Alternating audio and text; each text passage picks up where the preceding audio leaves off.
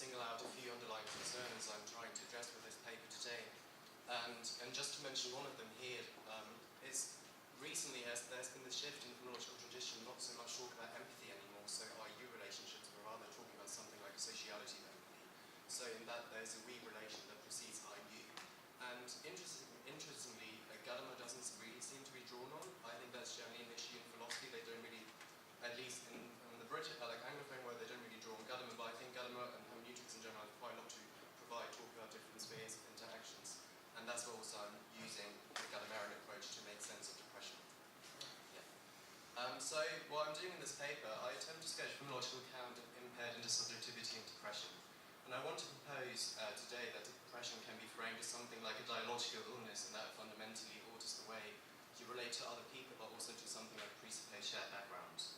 I therefore argue that depression entails what I call an altered experience of the other. In order to understand this, and thus more generally how depression alters the phenomenology of intersubjectivity, I'm going to draw on Gadamer's phenomenology of understanding by the fusion of horizons, and thus also on this emphasis on transformation through dialogue. So key to Gadamer's model is something like productive fusion, productive dialogue, and I'll explain that later on.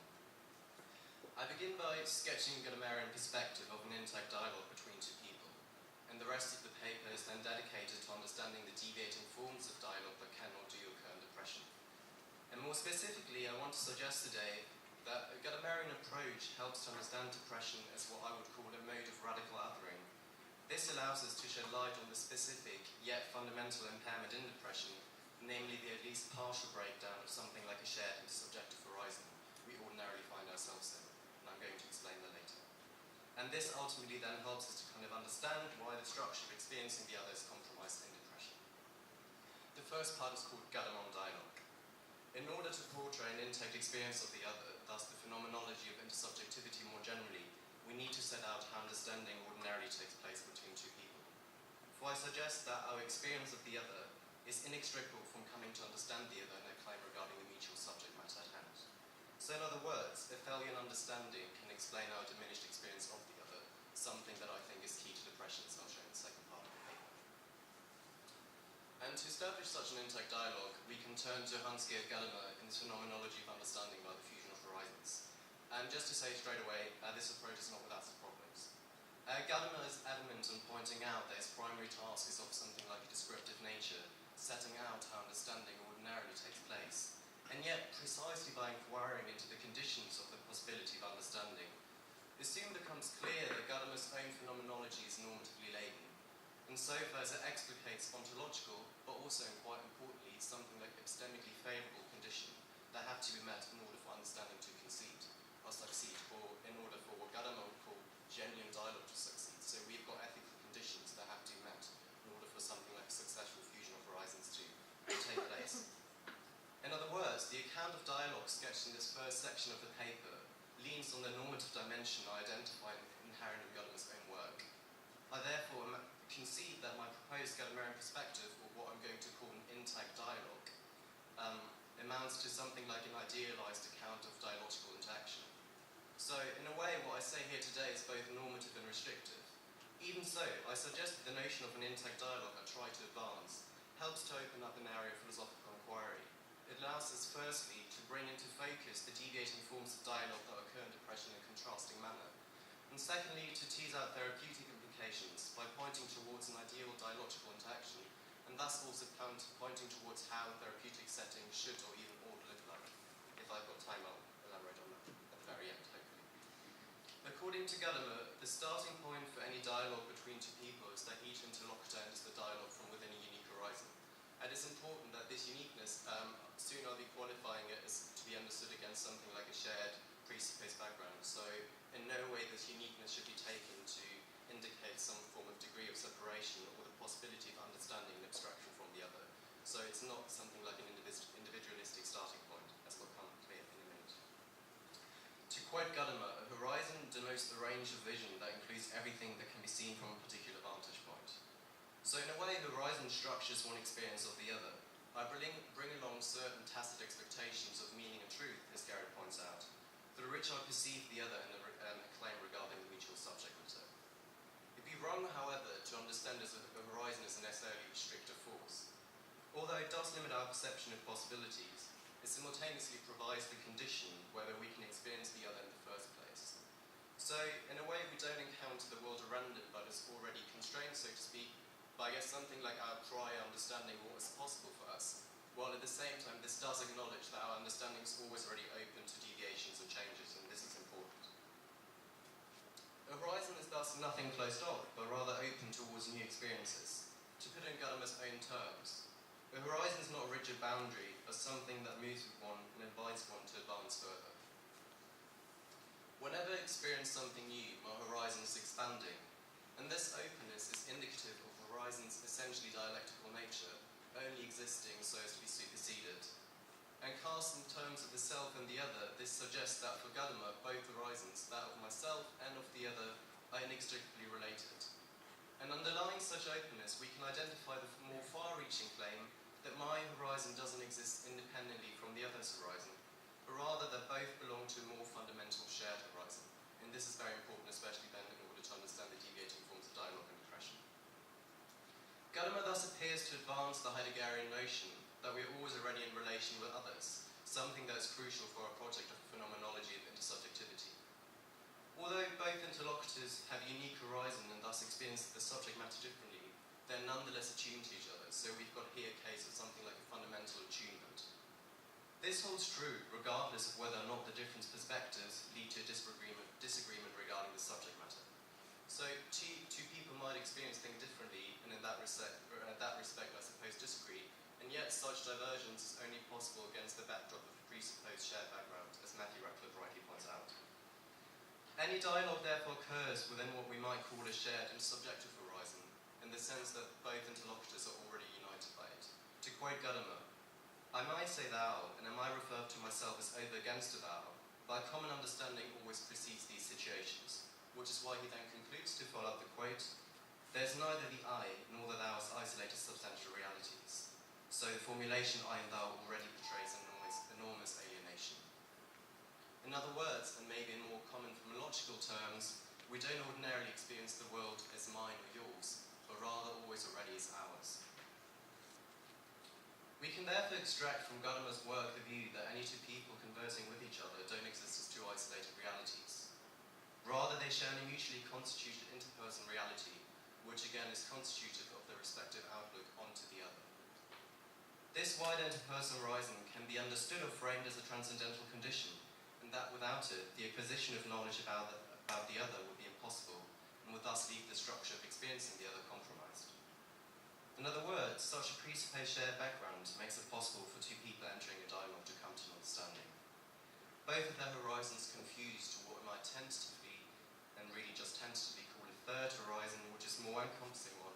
And here this calls Gadamer calls this process of fusing horizons, fusion of horizons. And I think this is quite an unfortunate term because of this very term, Gadamer has been subjected to a lot of misinterpretations. And I think he himself in Truth and Methods offers a more useful, more fundamental way of understanding this kind of process, namely by the term plane. And I'll talk about plane in a bit. And I think that actually links to quite a few of the previous talks we've had today. It is important, though, to recognise that simply being attuned to each other is not sufficient for what we might call a successful fusion of horizons, appreciating the other and their experiences unique and thus hers. Gadamer emphasises a fundamental openness that needs to be present in a dialogue, without which what he would call there's no genuine human bond. Such mutual openness involves a willingness to be transformed by the other, and that's what Gadamer calls the full conception of completeness. That means that both interlocutors suppose each other's claims to be true and meaningful. For only then, only if we deem the other person a possible dialogue partner and interlocutor, we give her enough space to articulate herself, hence acknowledging her as a person with a unique horizon.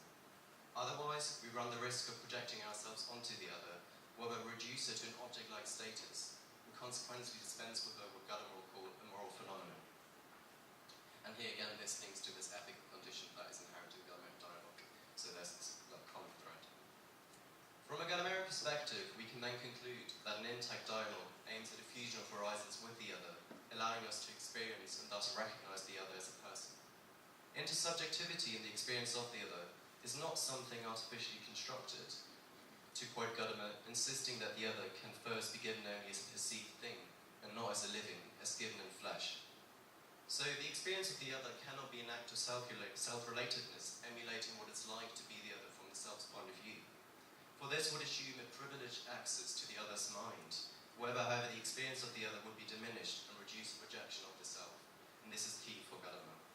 So instead of being open towards the other and immediately recognizing her experience as something unique and thus hers, such an encounter of the other would supersede both distinctions between my and yours, my and your experience, but more fundamentally between the self and the other. And I think here, those differences between the approach being open towards the other and emulating what it's like to be the other could also be cast in non-Gadamerian terms as differences between phenomenological and simulationist approaches to empathy. But I think what is quite important, and I think that will become clear especially in the context of inquiring into the deviating forms of dialogue that occur in depression, a Gadamerian approach towards the other cannot be simply identified with a phenomenological approach to empathy. For a recognition of the other as the bearer of unique experiences doesn't only require an intentional act towards the other, so a form of openness towards their specific experiences, but furthermore, and importantly, it requires a distinctive second-person experience of being open to certain interpersonal differences that may be as radical as at least indicating something like a partial breakdown of this mutual shared horizon we ordinarily find ourselves in. So it's a quite distinctive second-person form of experience. And in a sense then, I guess, what is underlying this paper, I'm pointing towards something like a hermeneutic notion or hermeneutic approach to empathy. And that shouldn't be understood in so far as kind of being incompatible with something the phenomenological tradition does, but I think that adds something quite interesting. And that is often not quite recognized, or at least not put as adequately without the Gadamerian terminology, I guess. Key to the phenomenology of intersubjectivity, then, is the mutual recognition of each other as the bearers of unique experiences that can transform us, without which the fusion of horizons will not succeed. So phenomenology of intersubjectivity, as I've construed here so far, involves both the recognition of another person and the resultant fusion of horizons. This fusion changes the way both interlocutors relate to each other, as the knowledge of the other, but also the other's view on the subject matter has been enlarged, and thus enabling an understanding that has been impossible prior to the fusion of horizons. Yet, the fusion should just be understood in terms of two individuals expanding their horizons. For the prime focus is not on each of the interlocutors and their newly extended horizon, but on the event of the fusion itself, so very much about this event character. Being mutually open towards each other, they're united by the common aim of understanding the subject matter, and thus experiencing the respective other. And this event structure can be linked to what Gadamerian captures elsewhere with this concept of play, as I alluded to earlier, and I think this concept is also often neglected in the Gadamerian scholarship, which I believe is a mistake and in a way provides a way more fruitful kind of model of how understanding takes place. To quote Gadamerian, the primacy of game over the players engaged in it is experienced by the players themselves in a special way, where it is a question of human subjectivity that adopts an attitude of play. The game itself is a risk for the player. One can only play with serious possibilities. Applied to the fusion of horizons then, both dialogue partners are guided by the dialogue itself, yielding to something like an intersubjective dynamic. This is why the fused third horizon constitutes a shared intersubjective horizon, belonging to both rather than either of them exclusively. However, without the willingness to be challenged, and thus putting ourselves at risk and into play, we can't fuse horizons and experience the other. So sketching a Gadamerian perspective of what I call today an intact dialogue, we can thus infer that it entails both mutual openness and trust towards the other, without which we can't appreciate the other in our experiences of hers. And now moving on to the second part of the paper called Dialogue and Depression. So drawing on Gadamerian's phenomenology of understanding by the fusion of horizons, I think has allowed us to sketch phenomenology of intersubjectivity. And in light of this, I shall now apply these findings to the phenomenology of depression, elucidating the deviating forms of dialogue that occur in depression. And when I hear speak about dialogue, I have quite non-committal understanding in this context, so it's any sort of communicative interaction. And I think the reason I'm doing this, so it also entails something like a bodily dimension, because the bodily dimension is quite key to understanding depression. And I'm not talking about this today, and also Gadamerian himself doesn't really talk about it, but in his later works there's some moments where he's kind of tentatively alluding to it, and I think that'd be quite interesting to explore. I take it that depression is used as an umbrella term for a number of diagnoses, and yet today I shall focus on a phenomenological change in the experience of the other that is in line with the diagnosis of a major depressive disorder as categorized by the DSM-5. And this phenomenological change can be found in many autobiographical accounts and testimonies of psychiatric clients, or describing something like an impaired form of intersubjectivity. And for instance, consider the following response to a questionnaire designed by Benedict Smith and Matthew Rutcliffe, and I'm citing too. When I'm depressed, I feel like my relationships are less stable and I trust others a lot less. I try to avoid people as they seem angry and irritated at me. I feel like a burden. I find other people irritating when depressed, especially those that have never suffered with depression, and find the advice often given by these is unempathetic and ridiculous. In these accounts, which are taken to be representative of the just aforementioned phenomenological change, we can identify two principal themes, namely lack of trust and isolation. Interpersonal relations seem, at least most of the time, bereft of any positive warm dimension. Instead, the depressed experiences the other as a threat and alienating force with whom she can't enter genuine bond any longer. And one way of construing this change I propose is in terms of framing and the fusing of horizons, or the seeming impossibility of fusing of horizons. Whereas a mutual openness lies at the heart of an intact dialogue, a depressed person is lacking such openness in virtue of not trusting the other. And as a result, she seems incapable of putting herself into play and at risk. And not yielding to the intersubjective dynamic of completely letting go in the process of the dialogue, the depressed person prevents herself from fusing horizons with the other, thus from appreciating the other as a person. Instead, the other is reduced to projection of the depressed, constituting something like a threat that Matthew Rutcliffe points out. And here we can then distinguish between two different phenomena. The depressed is not only reducing the other to a projection of herself, but also, relatedly, she is incapable of acknowledging and engaging with the other's point of view. And this lack of trust furthermore explains what other people's advice is deemed unempathetic and ridiculous. Key to the experience of the other in an intact dialogue is a full conception of completeness. The depressed person, however, doesn't seem to be in a position to suppose the other's claim to be meaningful and true, since she has reduced the other to an object-like status, embodying almost nothing but threat. So the possibility of interacting with the other in a way that could change the depressed horizon is diminished. Hence, she doesn't feel understood by the other, which in turn makes her feel even more isolated and like a burden. And even if the depressed want to be understood, yearning for connection, a fusion of horizons couldn't take place, to quote Carr, as she's rendered incapable of being with others in a conformable way. This raises the interesting question, I think. To what extent does the feeling of not being understood actually amounts to an act of misinterpreting the other, is not being able to understand the depressed, regardless of whether or not some sort of partial or tentative understanding may have actually been achieved? It is plausible to infer that depression involves a diminished experience of the other, more generally an impaired form of intersubjectivity. And the account sketched so far reveals the inability to connect and thus experience the other in a horizon-changing way. Without being in a dialogue with the other, however, the depressed lacks the possibility of immersion in a dynamic world that incorporates the potential for meaningful change. And instead, we find the depressed completely shut off from the world. And here again, another quote from the question I cited earlier. I feel like I'm watching the world around me and have no way of participating. An intact dialogue always occurs within a shared and subjective horizon that unites both interlocutors. The quote just given seems to depart from such an account. Rather being mutually open to each other, I suggest that depressed appears to fall out of such a mutual framework. What has been viewed as a transcendental condition in an intact dialogue, this interpersonal horizon is now missing, which again leaves the structure of experiencing the other compromised. As such, a change that occurs in depression has a profound effect upon one's sense of agency, as Rutcliffe alludes to. What this involves can best be understood, I propose, when broadly conceptualizing depressed as what I call a radical other, and this notion of radical other is inspired by Lenin's notion of radical alterity, even though I'm quite suspicious of what Lenin's is doing there. As sketched in the first part, in an intact dialogue between two people, they experience things differently in virtue of each having a unique horizon, and yet they both belong to a more fundamental shared horizon. In a dialogue between the depressed and non-depressed, however, the two perspectives have worked differ more fundamentally, for they don't seem to be part of the same framework. This is why the depressed doesn't feel understood, but isolated, from feeling completely detached from everyone else, without the possibility of taking part in the world. It thus seems that the impossibility of entering a dialogue cannot be reduced to a purely conscious act on behalf of the depressed. It's certainly the case that in virtue of the feeling of isolation, the depressed feels conscious of the impossibility of future engagement, which in turn affects the range of horizon and thus the future decisions of abstaining from interactions. Yet at the same time, I think such reading runs the risk of reducing the Gadamerian concept of horizon to purely epistemic terms. Horizon shouldn't be understood as necessarily conscious to either both interlocutors, but rather framing the possibilities of interactions. So it becomes clear that because of the at least partial breakdown of the shared intersubjective horizon, that the depressed feels the impossibility of being understood.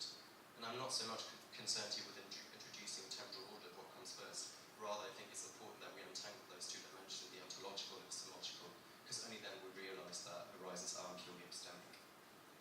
this lack of trust, this lack of a mutually shared background does equally affect the non-depressed person in relating to the depressed.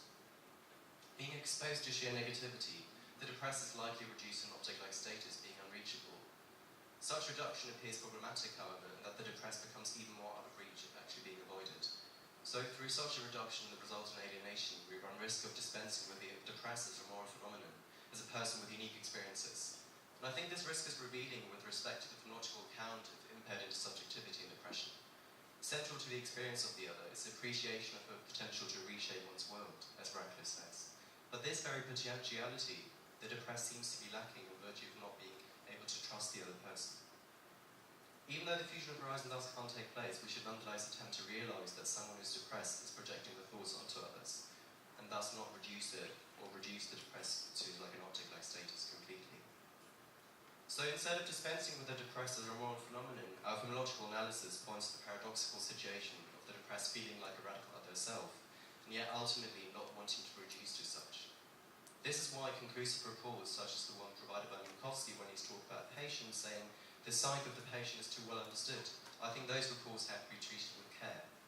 On the one hand, they do reveal the depressed diminished sense of agency, feeling isolated and lacking any interpersonal possibilities. On the other hand, however, it doesn't take much from here to yield something like a reductionist account of the depressed. This again could amount to a loss of the possibility of helping the depressed, who however is dependent on our willingness to engage with them in a transformative manner. And in fact, unlike the at least partial breakdown of this intersubjective horizon may have suggested, the open dynamic and dynamic nature of everyone's unique horizon entails, or at least I want to propose that it does entail, the possibility of re-entering this mutual framework. Instead of reducing the depressed in object-like status, the non-depressed should continue to practice openness and trust. And although I don't have the time to argue for this here today, I think that any form of therapeutic encounter between a depressed and non-depressed person would immensely profit from a Gadamerian approach to dialogue. The willingness to engage with the depressed and to allow oneself to put a risk by the depressed, thus being potentially challenged in one's own assumptions, what Gadamer would call prejudices, would likely generate an environment in which mutual openness and trust once again becomes possible. And in fact, such a Gadamerian approach suggests that understanding the other and thus empathizing with the other is a dynamic, open, and co-constituted process. So the other as the object of empathy is nothing static, but rather moving in so far that my experience of the other always already moving and changing and being changed in the never-ending, never-final fusion of horizons. So this dynamic character is key to understanding Gadamer and the application to depression. The long-term willingness to engage with the depressed will thus likely help to shape the depressed person's experience of herself and of the other, and thus generate an environment in which transformation could occur again. And even though my hermeneutic approach to empathy, what I'm trying to sketch kind of underneath the paper, points to this dialogical interaction, I think it is crucial to point out that I'm not suggesting that there are no longer any differences between first person and second person kind of views on experiences, and I think this is very much crucial. For all the depressed person is influenced by interactions with the other, with therapists, she might nonetheless experience herself and the other in a specific manner, misinterpreting herself and the other, and this is why then we do need often therapy. And the only possible way to counter this danger of misinterpretation, I believe, is within the Gadamerian framework, is to emphasize something like what I would call hermeneutic virtues of goodwill and trust towards the other, without which I think therapy would be quite unlikely to succeed, because then you wouldn't re-establish those ethical conditions of dialogue. And I think so such a Gadamerian approach to dialogue and therapy would likely able to establish and foster positive and, liberating long-term interaction. And just to quickly wrap up. So what I've been trying to do today here, and I've had to miss out quite a bit, but so basically reintroducing Gadamer and giving a rough sketch of the Gadamerian kind of perspective on tech dialogue. And although this Gadamerian approach might not be applicable to other forms or other experiences of depression, as obviously depression isn't an homogeneous entity or illness, but kind of comes in various forms and shapes, I hope you'll nonetheless realise that such a Gadamerian approach helps understanding depression as a mode of radical othering, or the depressed person of a radical other, that might otherwise not be possible. Thank you very much.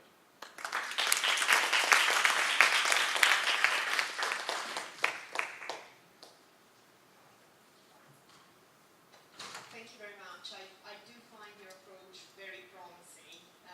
I was just wondering whether it might be worth bringing into the picture an additional distinction. So I think at some point you suggested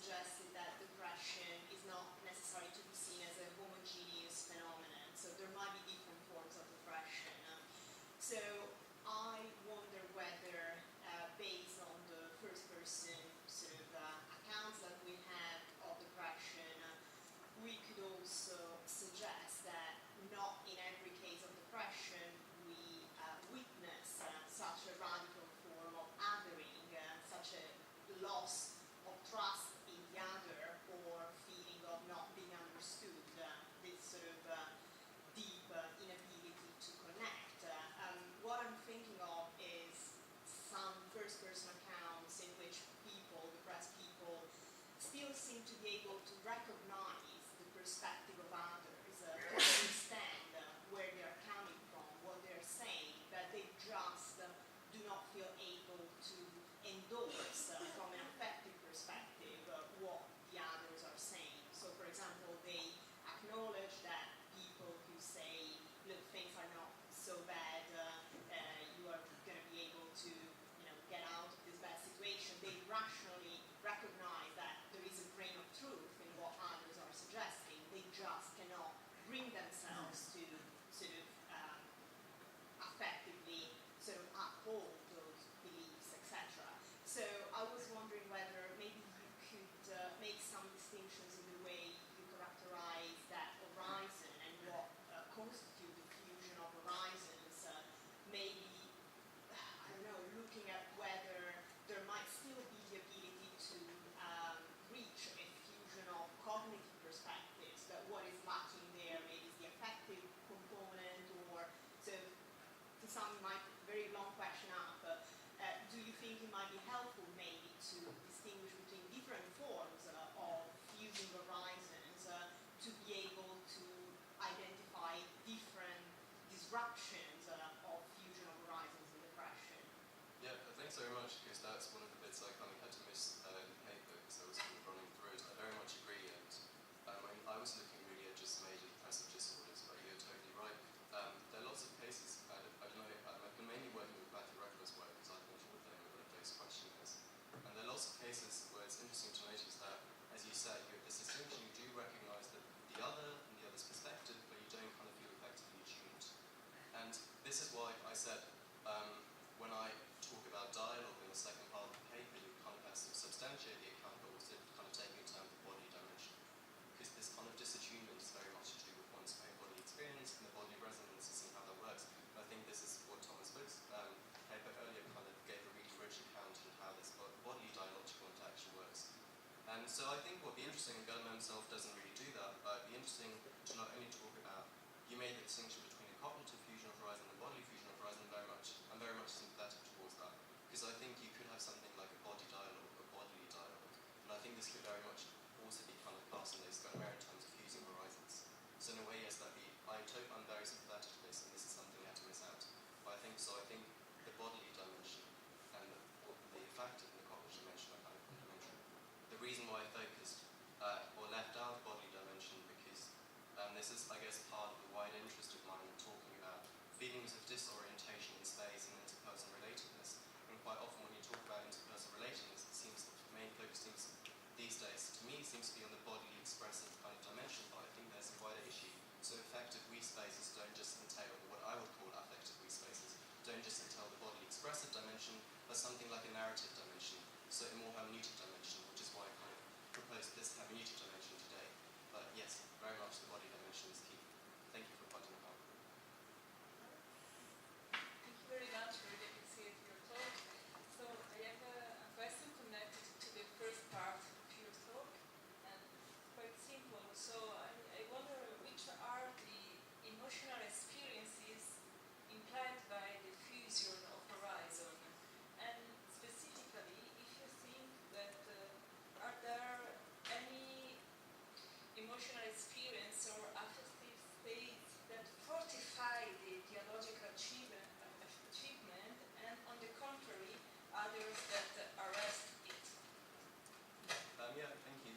Gadamerian himself draws a distinction. I mean, people disagree, but I think you can mainly kind of probably distinguish between three different forms of dialogue. And so there's one, and only the third form would be a genuine form of dialogue. And key to this genuine form is something like a goodwill, so that I'm trusting that the person that I'm presupposing what the other person has to say may be true but also meaningful, so I'm willing to be challenged by the other, willing to be challenged by my own prejudices. And the second component is something like, I guess, like an epistemic humility, in the sense that I do acknowledge that my own perspective is finite, so this is kind of the Socratic acknowledgement inherent in Gadamerian, the Socratic knowledge of finitude, and this is quite key. So those two components, I think those two components constitute an epistemically favourable horizon, and there could be an epistemically narrow horizon. When Gadamer talks about it, I think the quote is a person who can't, a close horizon is something like a person who can't see far enough.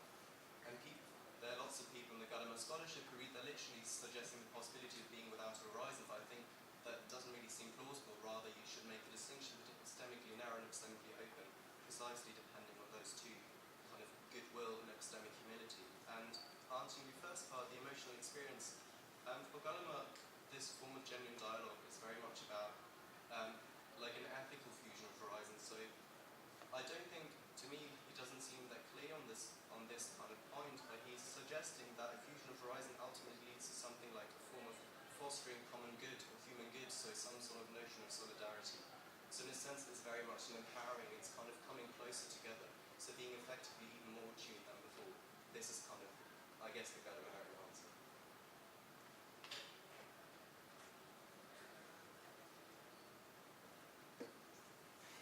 So I really like your view or your account of depression, and I'm just kind of wondering how committed you are to the claim, and correct me if I'm wrong, that for individuals who suffer from depression, it may be necessarily the case that their interpretations are inaccurate, right? So this is what I thought that your view suggests. Is that what you think, that necessarily the kind of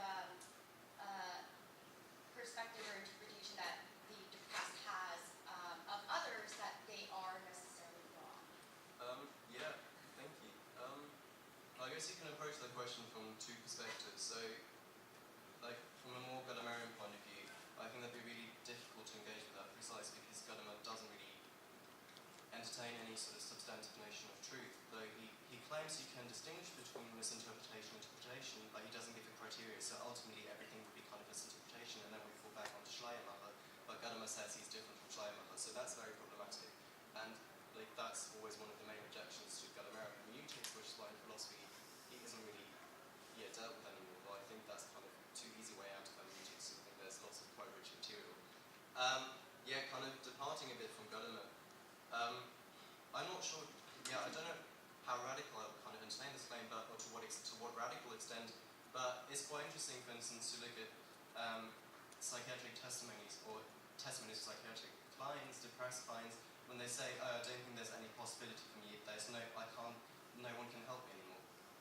And the reason why this, from at least an outside point of view, seems to amount to misinterpretation is precisely because in depression, your whole background experiences changes, and that also means you have different possibilities you can entertain, and certain lack of possibilities you can't entertain anymore.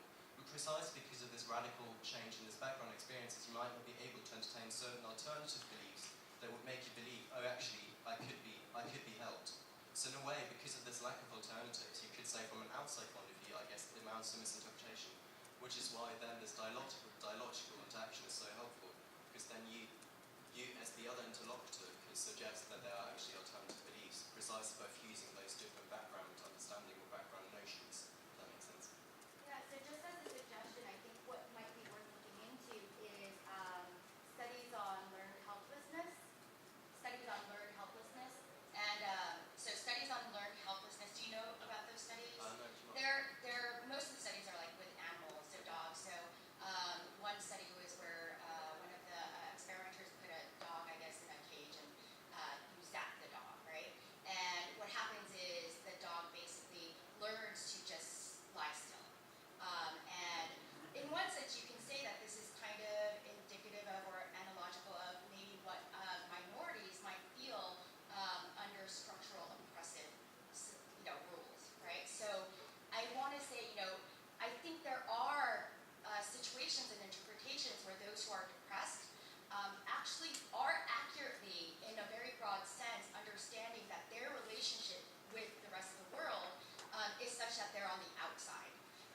especially if you look at those experiences of